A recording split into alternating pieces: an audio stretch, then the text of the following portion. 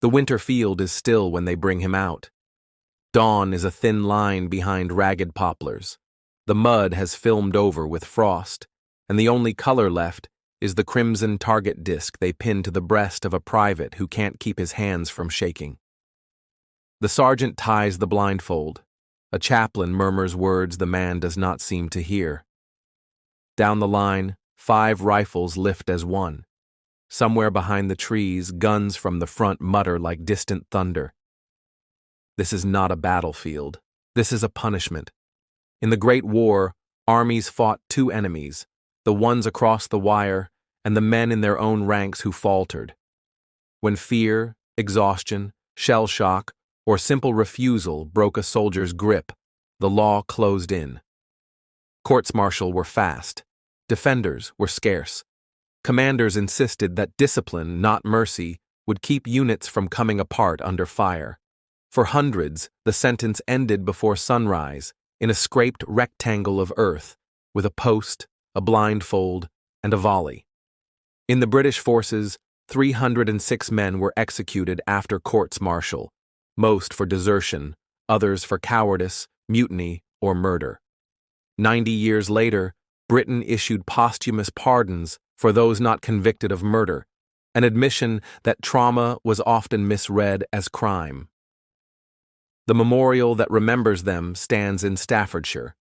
A young figure tied to a stake, modeled on Private Herbert Burden, who was just 17 when a firing squad shot him in 1915. The statue faces 306 wooden posts, each one for a name. On that Staffordshire hillside, 6 trees stand to mark the men who pulled the triggers, because no firing party was meant to be one man alone. France has argued for a century over those cases. Even today, local memorials and national debates wrestle with how to name them without erasing discipline or pain. In Italy, an internal inquiry after the war, the Tomasi Report, counted scores of summary shootings and condemned the climate of terror that discipline had become. Canada later placed the executed soldiers' names in the books of remembrance on Parliament Hill, a gesture meant to record rather than to judge. Some cases became shorthand for the era's iron certainty. Private Harry Farr had been hospitalized for shell shock. Shaking ears roaring, he told his officer he could not go back up. He was tried in minutes, with no lawyer, and executed in October 1916. To a command obsessed with example, his death was a message. To later generations, it looked like a failure to recognize a wound no bandage could reach. Across the Channel, the French Army's phrase for such men was stark: fusillé pour l'exemple, shot to make an example. The numbers remain debated, but historians and officials now put the toll in the hundreds, often cited around 600 to 700, with some estimates higher. 1915 was the worst year, when failed attacks and fear of collapse sent firing squads to do the work strategy could not. 4 corporals at Souan were chosen when a company refused another hopeless charge. They were executed to frighten the rest. Italy's army went further still. Under Commander-in-Chief Luigi Cadorna, death sentences multiplied, and the specter of decimation, executing 1 man in 10 from a unit deemed to have failed, returned from ancient books to muddy roads. Research today puts Italian executions at roughly 750, about half for desertion, with many more condemned but reprieved. After the disaster at Caporetto, when the front unraveled, fear of collapse fed measures that shot men as a warning to the rest. Not every dominion followed the rope of precedent to the end. Canada confirmed 25 death sentences for military offenses in the war, 22 for desertion, and 1 for cowardice. 2 others were for murder. More than 200 other death sentences were commuted. New Zealand executed 5. All were pardoned by Parliament in 2000, their names cleared by law. Australia's government commuted every death sentence passed on its soldiers, and none were shot by Australian authorities. Canada later placed the executed soldiers' names in the books of remembrance on Parliament Hill, a gesture meant to record rather than to judge. Strip away the numbers and you're left with mornings like the one we began with. A medical officer checks that the condemned is still able to stand. The provost marshal reads a charge sheet in a voice that tries not to waver. A padre offers a last cigarette and a prayer. The man makes a mark on a letter home because his hands won't shape words anymore. The bandage goes over the eyes. The squad takes aim at the paper disc over the heart, so no one can say he missed on purpose. What put these men in front of rifles was not one thing. Some had run after weeks in trenches where sleep came only in gulps and shells called your name at random. Some had drunk themselves numb and drifted away from the line. Some had been lost in a blur of orders and maps and turned up where they shouldn't have been. Others simply refused to climb again into a storm of machine gun fire that had already taken half their friends. The law called that cowardice.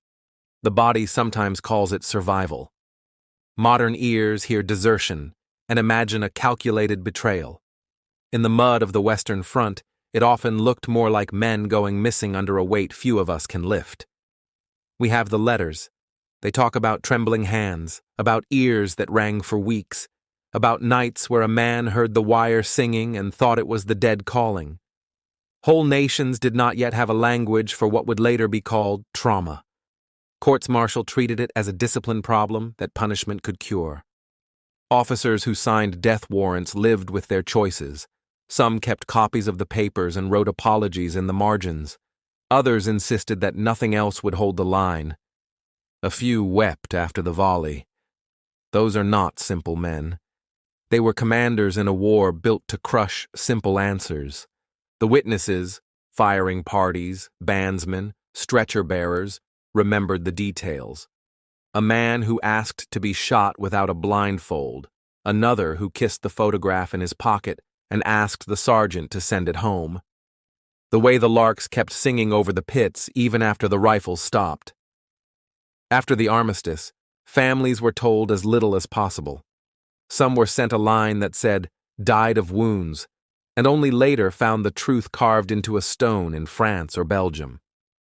Others learned by rumor and carried a shame that was not theirs to carry. Decades later, memorials began to name the men and explain the context, not to rewrite the war, but to admit how thin the line is between collapse and courage when the world is exploding 6 feet from your face.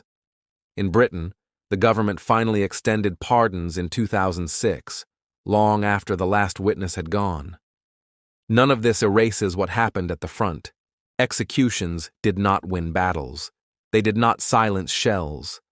Evidence for deterrence is thin. One study of British data found little sign that shooting deserters reduced absences and, in some cases, public executions may have done the opposite. Walk, finally, to the places where the posts once stood. In a copse behind a training field, near a chalk quarry, at the edge of a camp where tents flapped and men cooked tea. Close your eyes and listen. Hear the paper crackle of the blindfold, the breath drawn in behind a strip of cloth, the single voice that reads a sentence, the silence before the volley. Then hear the sound that followed in trench after trench, boots going forward because orders said so, and because the living had learned how to carry the dead. Thank you for listening to Last Post History.